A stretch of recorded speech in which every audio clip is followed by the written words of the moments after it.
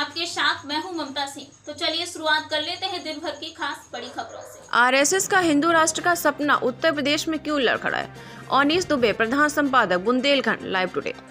यह तो सर्वविदित है कि आरएसएस का लक्ष्य देश में हिंदू राष्ट्र की स्थापना करना रहा है।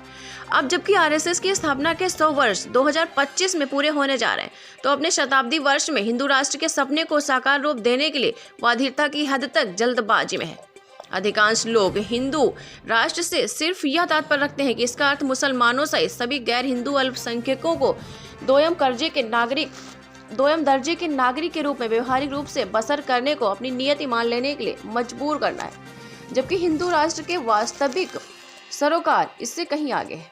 इसका अभीष्ट देश में वर्ण व्यवस्था के शासन को कायम करना है, लेकिन आज वक्त जहां पहुंच चुका है उसमें इस दुराग्रह से कई जटिलताएं पैदा हो सकती हैं, जिनके बारे में आरएसएस ख्याल नहीं कर सकी।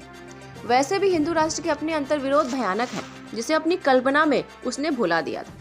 उत्तर प्रदेश में अपने हस्तक्षेप से आरएसएस ने हिंदू राष्ट्र की अवधारणा को फलीभूत करने के लिए बड़ा कदम उठाया था, और अब यह उसके गले की फांस बन चुका है, जिसके कारण भाजपा को उत्तर प्रदेश में अपनी सत्ता की वापसी के लिए लोहे के चने चबाने पड़ा है।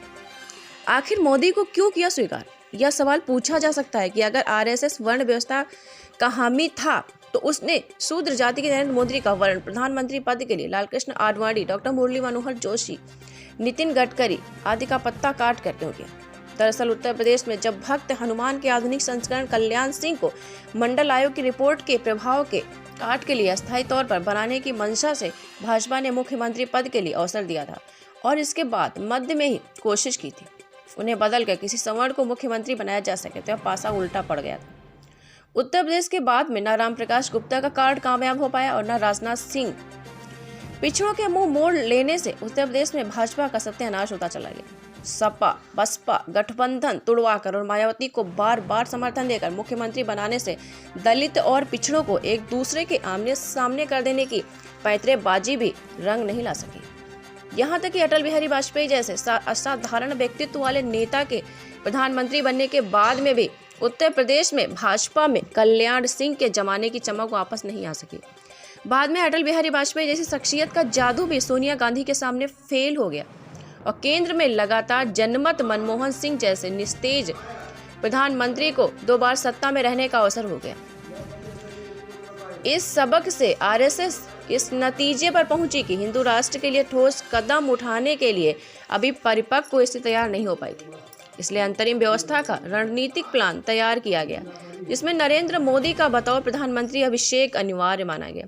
नतीजतन ओबीसी चेहरे के रूप में देश की इस सबसे बड़ी आबादी को उन्होंने भाजपा की झोली में डालकर भक्ति रस से अभिसिंचित कर दिया। केशव प्रसाद मौर्य का तो कटना ही था पत्ता। नरेंद्र मोदी ने केंद्र में सामाजिक परिवर्तन की दृष्टि से आरक्षण को कदम दर कदम अर्थहीन बनाकर प्रतिगामी कुलाचे भरी, क्योंकि वो अपने पिछड़े वर्ग के होने की दुहाई देकर भी खड़ाऊ राज्य के प्रतिनिधि की भूमिका अदा कर रहे थे।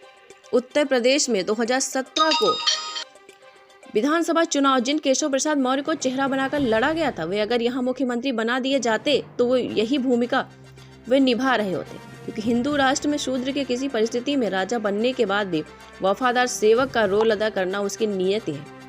पर अपने शताब्दी वर्ष में आरएसएस हिंदू राष्ट्र की स्थापना की सौगात संभालने के लिए आतुर है, इसलिए उत्तर प्रदेश में उसे प्रतीक्षा करने का सब्र नहीं रहा।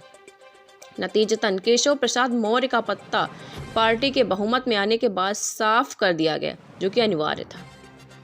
हिंदू राष्ट्र के फ्रेम में क्यों सबसे फिट माने गए योगी? दरअसल हिंदू राष्ट्र के फ्रेम में योगी आदित्यनाथ को सबसे फिट माना गया। वर्ण व्यवस्थावादी शासन का आदर्श है। राजा यानी शासन का मुखिया क्षत्रिय हो और उसके मार्गदर्शन की डोर ब्राह्मणों के हाथ में रहे। लेकिन इतिहास में बहुत पहले यह हो चुका है कि ब्राह्मण क्षत्रिय का राज तिलक करने के कर्तव्य से बंधे नहीं रहना चाहते, बल्कि उन्हें प्रत्यक्ष रूप से सत्ता चाहिए, जिसके नतीजे में क्षत्रिय ब्राह्मण संघर्ष की गाथाओं से इतिहास भरा पड़ा है। भारतीय समाज के इस मर्म को आरएसएस समझ नहीं पाई, जबकि योगी ने वर्ण व्यवस्था के लिए उत्तरदायी मुखिया के बतौर अपनी भूमिका बहुत ही निष्ठा से निभाई। इसके लिए पिछड़े और दलित समाज को राजा से मिलने वाली कृपा प्राप्त तक संतुष्ट रहने की मानसिकता बनाने का उन्होंने भरपूर प्रयास किया। इसी सोच के कारण अधिकारियों की पोस्टिंग में पिछड़ों और दलितों के प्रति हीन भावना का परिचय वो देते रहे। इससे मोदी ने भाजपा के लिए जो समेटा था उसमें बिखराव होने लगा। जिसे मोदी ने समय रहते भांप लिया था, लेकिन आरएसएस के आगे उन्हें बेबस हो जाना पड़ा।